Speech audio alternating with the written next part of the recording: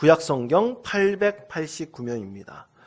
시편 118편 1절에서부터 14절까지 말씀입니다.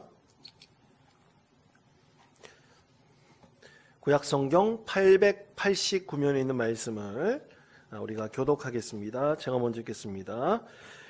여호와께 감사하라. 그는 선하시며 그의 인자하심이 영원함이로다.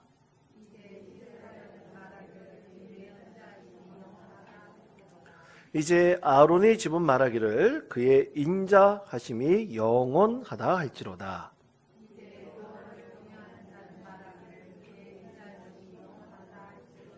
내가 고통 중에 여호와께 부르짖었더니 여호와께서 응답하시고 나를 넓은 곳에 세우셨도다.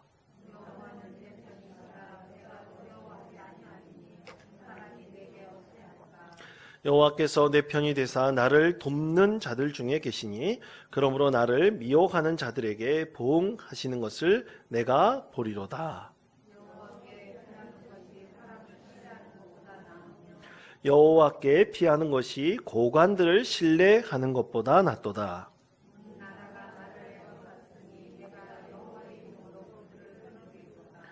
그들이 나를 에워싸고 에워쌌으니 내가 여호와의 이름으로 그들을 끊으리로다.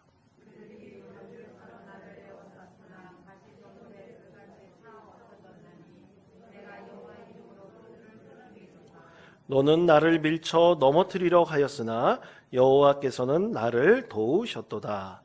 여호와는 나의 능력과 찬송이시요 또 나의 구원이 되셨도다. 아멘. 여러분, 청년들이 SNS상에서 한 가지 신앙의 주제를 가지고 토론을 붙었다고 합니다. 이 토론이 붙었는데 그것을 청팍교회를 담임하시는 김기석 목사님께 질문을 했습니다. 고언을 부탁을 드렸죠. 내용은 이런 것이에요. 청년들이 같은 믿음을 갖고 있으면서 전혀 다른 관점을 갖고 있는 청년들이 굉장히 많이 있는 겁니다. 예를 들어서 똑같은 성경 말씀을 읽었어요. 오늘 우리에게 이렇게 주신 말씀을 읽었지 않습니까? 똑같은 성경의 하나의 이야기를 같이 나누었는데도 불구하고 전혀 다르게 성경을 해석하는 겁니다. 그런데 그게 주로 어떤 문제에서 나타나냐면, 여러분, 이 성경에 나와 있는 성경 말씀을 우리가 이해할 때 과학적인 문제가 이 성경 말씀 가운데 나타난다거나 또는 사회, 경제, 정치, 문화의 문제들과 연결되어져서 이것을 해석하려고 그럴 때 너무나 관점이 다른 거예요. 그래서 과연 한 믿음을 갖고 있는, 우리가 삼위일체 하나님을 믿는, 그리고 예수 그리스도가 나의 주님으로 고백하는 믿음의 사람들의 이 과연 해석인가? 이런 것들 때문에 이 청년들이 굉장히 갈등을 겪는 겁니다. 이런 사회적인 문제나 또 과학적인 문제 해석할 때 있어서 굉장히 난해한 관점들이 많이 있기 때문에 과연 이 믿음이 과연 온전한 것인가? 이 서로 갈등을 겪을 수 있다는 것이죠. 여러분, 이런 것은 현재 우리 이 시대를 살아가고 있는 우리 그리스도인들뿐만 아니라 특정한 세대인 청년 세대들만 겪는 문제가 아니라 굉장히 오래전부터 우리 신앙이 갖고 있는 우리 모든 성도들에게 있어서 있었던 문제들이었습니다.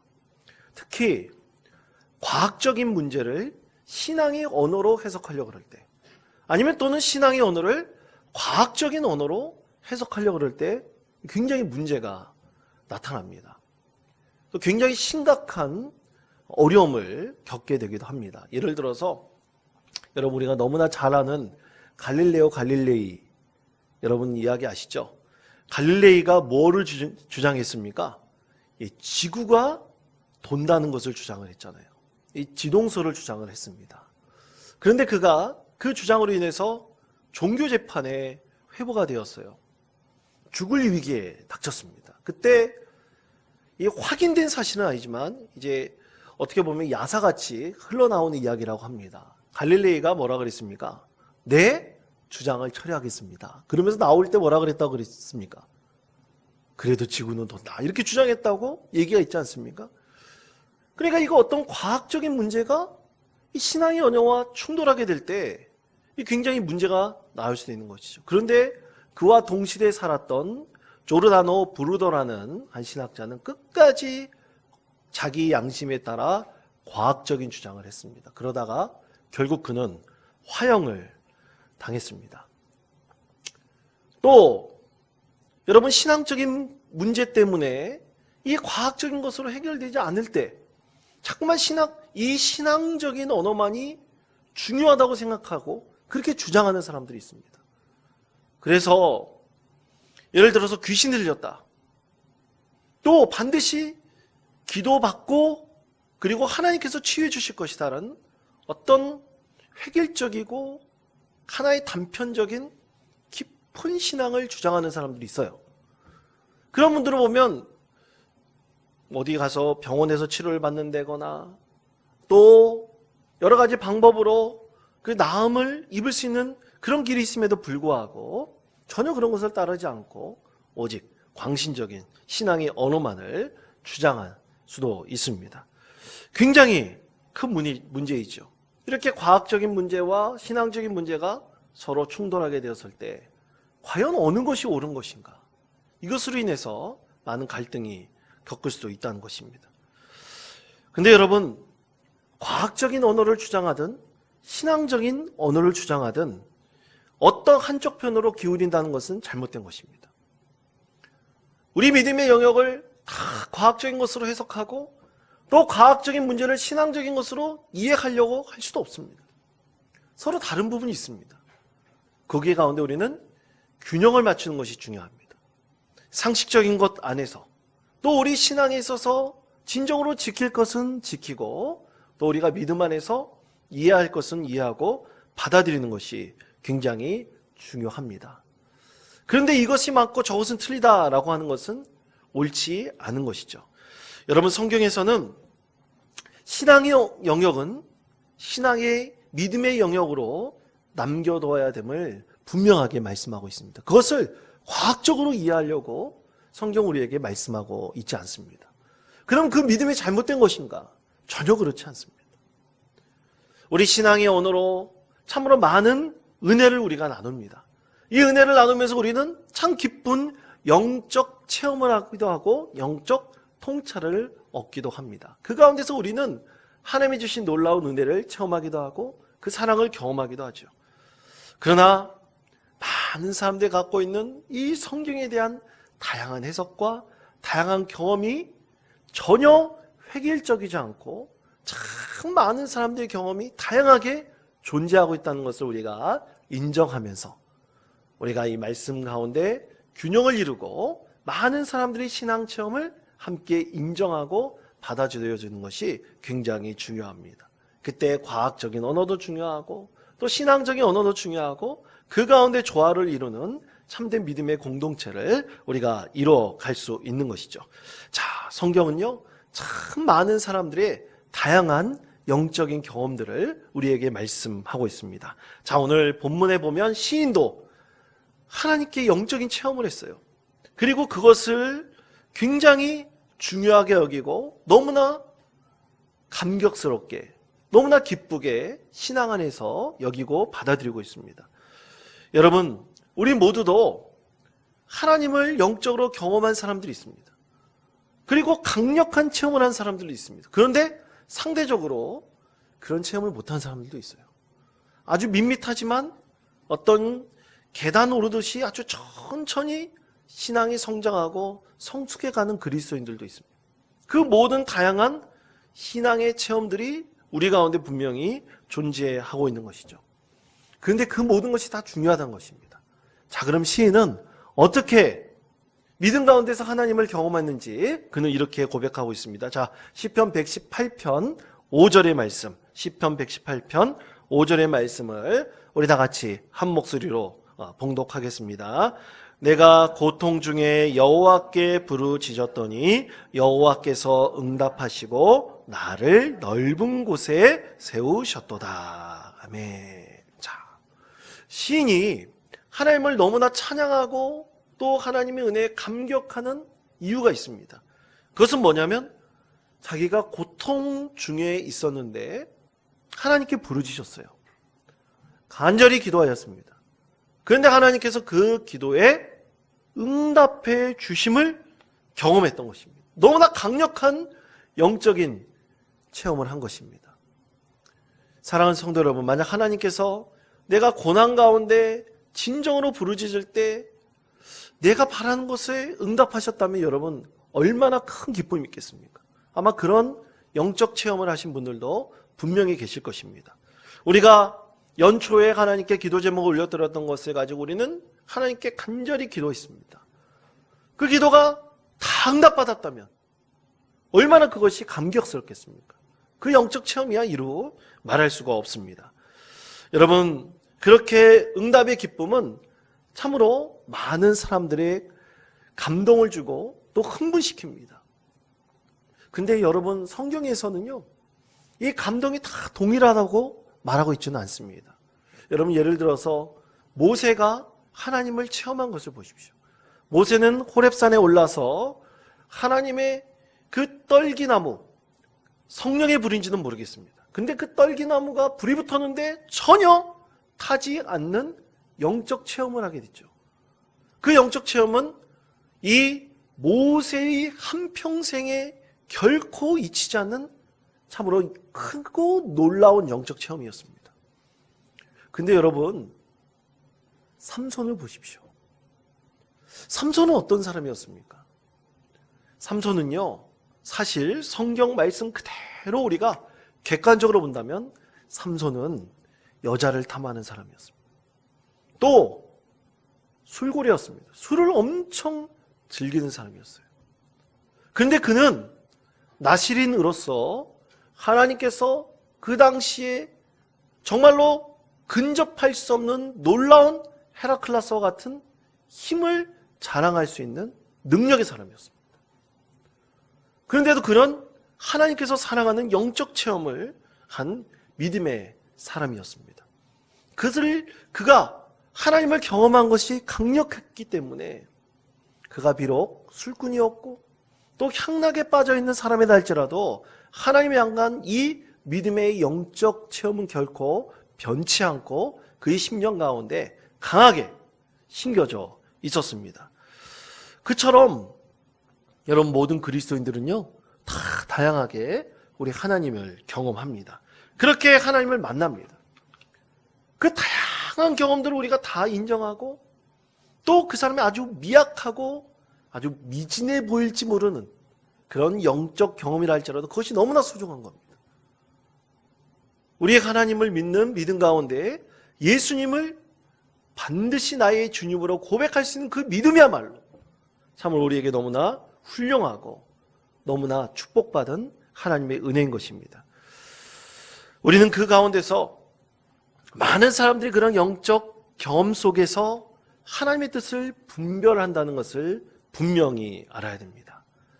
자신의 시각, 자신의 관점, 자신의 믿음, 자신이 경험한 것만이 온전하다고 믿으면 절대로 안 됩니다. 여기 계신 약 30-40여 명의 모든 성도들의 믿음이 너무나 소중하고 그들의 신앙의 영적 체험이 너무나 귀하다는 것을 우리가 다 인정하고 또 우리가 그것을 받아들일 때 우리는 하나님의 다양한 은혜가 우리 가운데 펼쳐져 있다는 사실을 우리는 분별할 수가 있습니다. 그 가운데서 우리 신앙의 균형을 이룰 수가 있는 것이죠. 그렇게 하나님의 뜻을 분별하는 것, 그것이 아주 좋은 믿음의 근본이다. 믿음의 바탕이라 우리가 할 수가 있습니다. 자, 시인은요, 이렇게 자신이 경험한 하나님을 두 가지로 고백하고 있습니다. 자, 우리는 어떤 하나님을 경험했는지 오늘 시인과 같은 마음으로 우리 하나님을 고백할 수 있는 우리 믿음의 성도 되시기를 간절히 축원드립니다. 자, 첫 번째로 시인은 하나님 경험한 것을 이렇게 고백합니다. 하나님은 하나님의 인자하시는 영원합니다. 그는 그렇게 고백합니다. 자, 시편 118편 4절의 말씀 우리 다 같이 한 목소리로 읽겠습니다. 이제 여호와를 경외하는 자는 말하기를 그의 인자하심이 영원하다 할지로다. 아멘. 자, 사랑하는 성도 여러분, 우리 하나님의 인자하심은 영원하심을 경험하셨습니까? 정말 그렇습니까? 근데 경험하지 못한 분도 계시지 않겠습니까? 정말 그렇게 사랑이 많으신 분인가? 그 사랑이 영원하신 분인가? 다른 사람이 그런 경험한 것을 나도 경험했으면 좋겠다. 간절히 바라는 사람도 있을 거예요. 경험했던 못했던 우리는 그 모든 것이 다 소중하고 하나님 뜻 안에 있음을 분명히 알아야 합니다. 오늘 시인은 세상 사람들이 전혀 경험하고 싶지 않은 고난 가운데서 뭘 경험했냐면 하나님의 인자하심을 경험했습니다. 여러분, 고난 가운데 하나님의 인자하심을 경험하는 게 낫겠습니까? 아니면 평범하게 편안하게 살다가 하나님 주신 사랑을 경험하는 게 낫겠습니까? 아니면 어떻게 하는 게 낫겠습니까? 시인은 너무나 그 경험이 중요했습니다. 하나님의 인자하심을 그렇게 고난 가운데 경험하고 난 다음에 하나님께서 정말 살아계시구나. 하나님께서 나와 함께 하시는구나 하는 것을 그는 알게 되었던 것입니다. 여러분, 고난 가운데 임재하시고 고난 가운데 우리를 사랑하시는 하나님을 경험하는 대표적인 사람이 누굽니까? 성경 안에서는 욥입니다.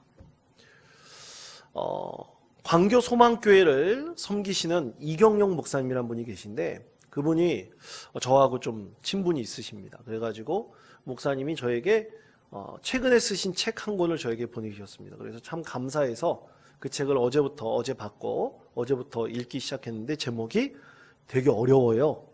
다산정약용과 욥의 대화라는 책입니다. 제목만 들어도 여러분 골치가 아플 것 같죠? 근데 그 책의 부제목이 고난에 대한이라는 부제목이 있어요. 고난에 대한 다산정약용과 욥의 대화라는 책이에요. 여러분, 성경 속에서는 가장 고난의 대표적인 사람이 욥으로 우리가 말할 수가 있죠. 근데 이 책은 다산정약용에 대한 평가가 굉장히 다양합니다. 역사적으로 평가가 다양한데 일단은 이 책은요, 천주교인들 입장에서 보면 다산정약용을 천주교인이라고 인정하는 분들이 되게 많아요. 그 관점에서 쓰여진 책입니다. 그가 하나님을 믿는 사람으로 일단 인정을 하고 그것을 전제로 책을 기술을 했는데요. 다산정약용이 수십 년 동안 고초를 받습니다. 약 18년인가를 유배지 생활을 하죠. 저기 시골 전남 저쪽인가 어디 아주 깊은 곳에 가서 그가 이제 유배 생활을 하는데 그가 얼마나 큰 고통을 받냐면 그렇게 유배하는 가운데서 자녀들이 구남 육녀가 있었어요. 구남 육녀의 자녀들이 있었는데 육남 삼녀의 자녀들이 있었습니다. 육남 삼녀의 자녀들이 있었는데 그 중에서 사남 이녀의 자녀들이 그만 병으로 죽고 맙니다. 육남 삼녀의 자녀들 중에서 사남 이녀가 병으로 죽어요. 참으로 안타깝죠. 그런데 그가 이 첩으로부터 얻은 홍임이라는 딸이 있어요. 이 홍임이라는 딸에게 참으로 유배지에 있으면서 이 딸을 돌보지 못했던 안타까운 아버지의 마음이 있습니다. 그런데 참 시간이 지나서 딸이 자라나가지고 이 정약용의 친구의 아들과 결혼한다는 소식을 들어요. 아버지가 너무나 기쁩니다. 그래서 이 딸을 위해서 매조도라고 그 매화할 때 매자하고 이 새의 조자를 써가지고 그 매화 그림에 새가 딱 그 가지에 걸려 있는 그 그림과 또 시를 써가지고 이 매조도라는 것을 만들어가지고 이 딸에게 보냅니다. 아버지의 감탄 사랑을 보내게 돼요. 그러면서 나중에 유배에서 해배가 됩니다. 해배가 돼서 돌아왔을 때 그 사랑하는 딸을 홍임이가 이 결혼을 해가지고 행복하게 살고 있는 그 모습을 봤을 때 여러분, 그 고난 가운데 이 사랑하는 딸의 그 행복한 모습을 본 그 아버지가 그의 인생 가운데 함께 하셨던 하나님을 믿는 믿음 가운데 있었던 정약용이라면 그는 하나님께 과연 어떻게 감사와 영광을 올려드렸을까요? 그 고난 가운데 만난 정약용이라는 한 믿음의 사람은 그렇게 해석을 했더라고요. 하나님의 인자하심이 참으로 크고 놀라운 것을 깨닫게 되었을 것이다. 그런 것입니다. 그럼 욥은 어떨까요? 욥과 정약용은 수천 년의 세월에 그리고 시간과 공간의 차이가 있습니다. 그럼 욥은 어떻게 느꼈을까요? 욥은 모든 고난이 지난 다음에 하나님께서 축복하셔서 다 2배 이상의 복을 주셨다고 말씀하고 있지 않습니까? 그 중에 딸이 있어요. 여미마 그시아 게레라북이라는 너무나 소중한 딸들을 얻었습니다. 그 딸들을 얻었을 때 성경에서는 뭐라고 말씀하고 있냐면 이 딸들에게 하나님께서 복을 주셨는데 자신들의 오라비만큼의 유산을 물려주는 복을 주었다고 말씀하고 있습니다. 욥에게 있어서 그 딸들에 대한 축복은 하나님의 인자하심이 영원함이라는 것을 경험한 것입니다. 사랑하는 성도 여러분, 오늘 시인은 그렇게 이 두 사람처럼 이 책에서 어떻게 보면 그 시간과 공간을 넘어서 서로 두 사람의 어떤 놀라운 대화를 나누고 있는 이 책에 있는 내용처럼 이 시인은 하나님의 인자하심이 영원함이라는 것을 경험하게 된 것입니다. 어디 가운데 경험하게 됐다고요? 고난 가운데. 고난을 벗어나게 해주신 그 하나님의 영원하신 사랑을 그가 경험하게 되었던 것입니다. 사랑하는 성도 여러분, 우리도 하나님께서 그 인자하심이 영원하신 분이심을 여러분 믿음으로 고백할 수 있는 우리 귀하고 복된 성도님 되시기를 간절히 축원드립니다. 그런 의미에서 여러분 앞뒤 좌우 있는 분들과 함께 이렇게 축복했으면 좋겠습니다. 하나님의 인자하심은 영원하십니다. 서로 이렇게 인사하며 축복하십시다. 하나님의 인자하심은 영원하십니다. 아멘. 영원하십니다. 강조하셔야 됩니다. 우리 인생의 끝까지 함께 하시는 그 하나님의 인자하심은 영원하신 분입니다. 우리 그것을 늘 축복하시는 우리 믿음의 성도 되시기를 바랍니다. 두 번째 시인이 고백한 것은요, 오직 하나님만을 신뢰합니다 라는 믿음의 고백이었습니다. 자, 시편 118편 6절에서부터 9절까지 말씀을 우리 다 같이 한 목소리로 봉독하겠습니다. 여호와는 내 편이시라. 내가 두려워하지 아니하리니 사람이 내게 어찌할까. 여호와께서 내 편이 되사 나를 돕는 자들 중에 계시니 그러므로 나를 미워하는 자들에게 보리로다. 여호와께 피하는 것이 사람을 신뢰하는 것보다 나으며 여호와께 피하는 것이 고관들을 신뢰하는 것보다 낫도다. 아멘. 자, 시인이 가장 먼저 고백한 것은 여호와는 내 편이시다라는 것입니다. 여러분, 하나님이 정말 내 편이십니까? 혹시 나를 너무 힘들게 하시는 분이 하나님 아니십니까? 내 편이라고 말할 수 없잖아요. 그 경험도 너무나 중요한 겁니다.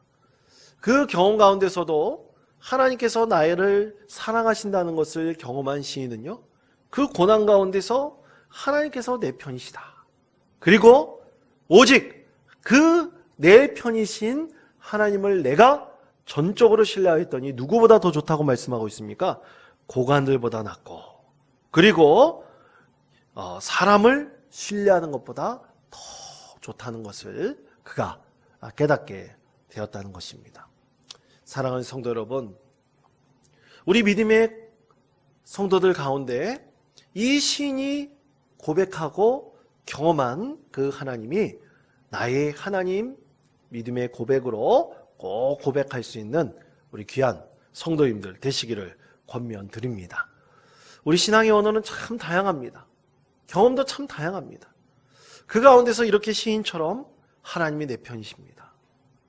내 이 어려운 가운데 하나님께서는 끝까지 내 편이 되어 주셔서 내가 하나님을 신뢰할 때 하나님께서 나에게 너무나 좋고 너무나 놀라운 것을 은혜로 주십니다. 이렇게 늘 고백하시며 우리가 믿음 가운데서 새 힘을 얻고 또 우리 예배 가운데 기도하실 때 참으로 성령께서 주시는 놀라운 능력을 얻으시는 우리 믿음의 성도 되시기를 간절히 축원드립니다.